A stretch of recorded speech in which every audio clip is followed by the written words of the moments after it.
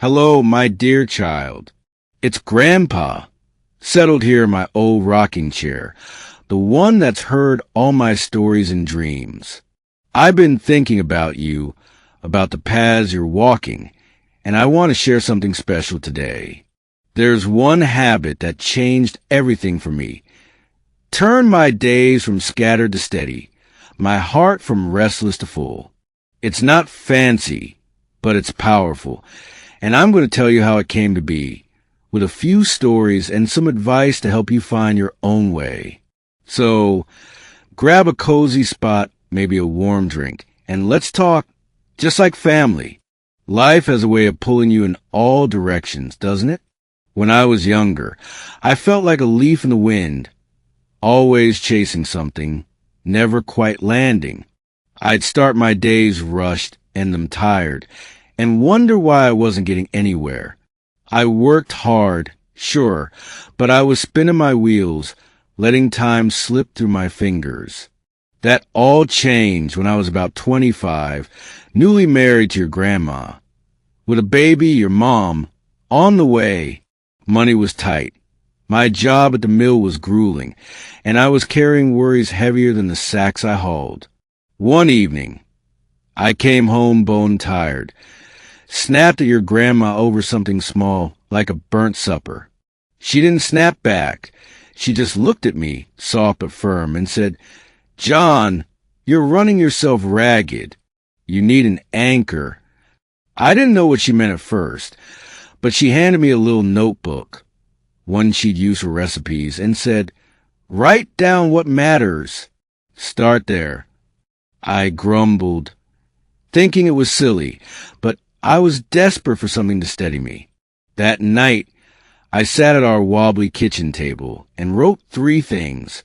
Be a good husband, be a good father, keep faith first.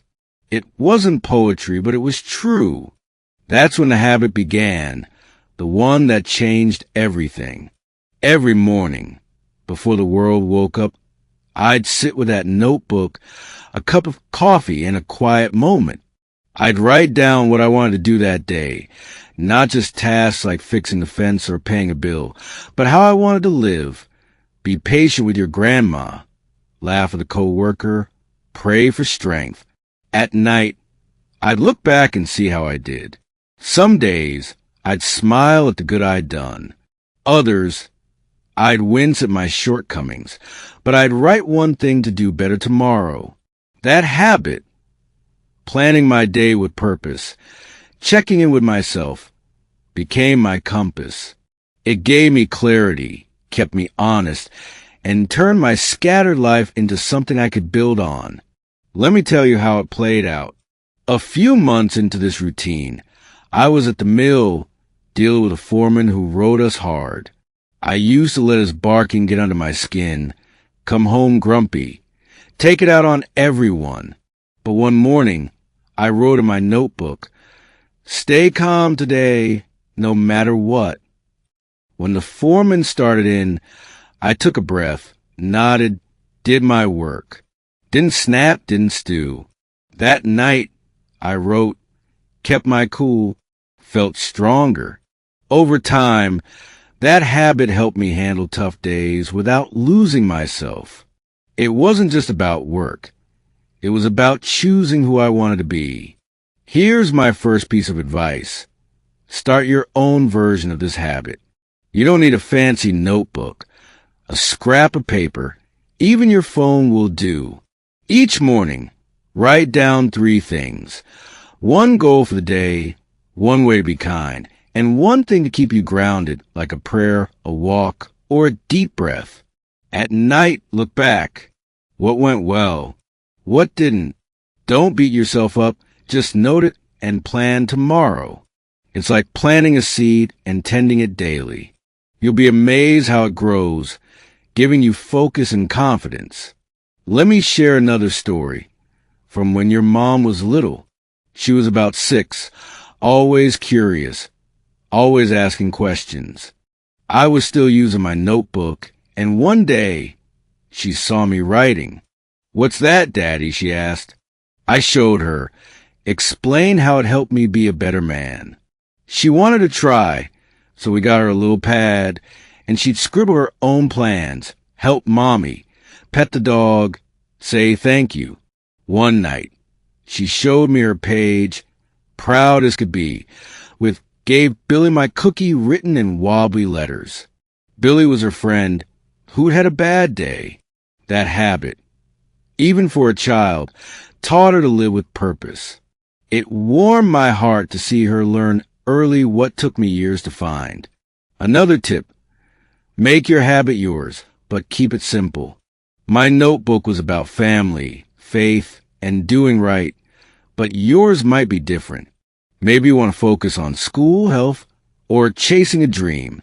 The key is to pick what matters to you and stick with it. I knew a fellow at the mill, Tom, who started writing down one healthy thing to do each day. Drink water, walk a mile. He wasn't trying to be a hero, just steady. A year later, he'd lost weight, smiled more, felt better. Small, daily choices written down add up to big changes.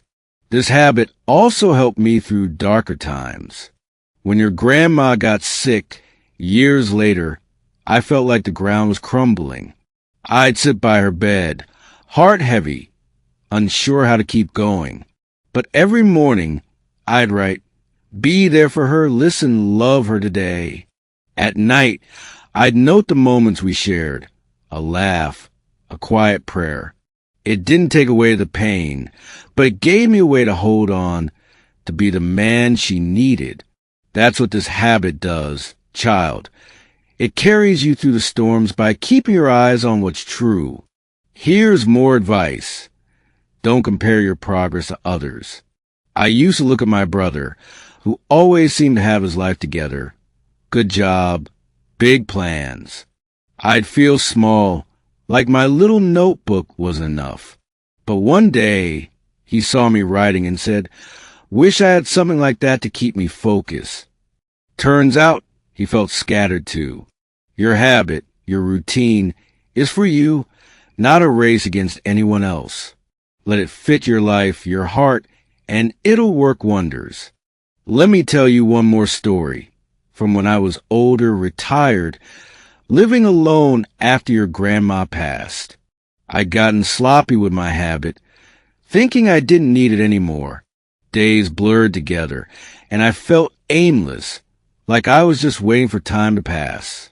One morning, I found my old notebook, pages yellowed but still clear. I started again, writing, call the kids, help a neighbor, find joy today. That day, I phoned your mom, fixed a fence for Mrs. Carter down the road, and watched the sunset that made me smile. It was like waking up. That habit brought me back to myself, proving it's never too late to start again. If you take one thing from this, let it be this. A small, steady habit can change your life. Mine was a notebook, a moment to plan and reflect, but it's not about the tool. It's about choosing to live with intention. You don't have to be perfect, child. Just show up for yourself day after day, and you'll find your way to a life that feels full. Here's a final tip. Celebrate the little wins. When I'd write at night and see I kept a promise, to be kind, to finish a task, I'd feel a quiet pride. Not loud, not boastful, but real. Note your wins, too. Did you help someone? Stick to a goal? Write it down. Those moments are proof you're growing, and they'll lift you higher than any praise from others. Before I go, I want to ask you something straight from my heart. If this story has touched you, if it's given you a spark to try something new, please hit that subscribe button. It's not just a click. It's a way to join this family, to sit with me every week and share these tales and lessons. Your support keeps Grandpa Talk alive, keeps this old man's voice reaching you and others who need a bit of guidance. It means the world to know you're out there, listening, growing, building your own purposeful days. I love you, child. You've got a heart full of possibility, and I believe in you. Until next time, start small, stay steady, and let your days shine with meaning. You've got this.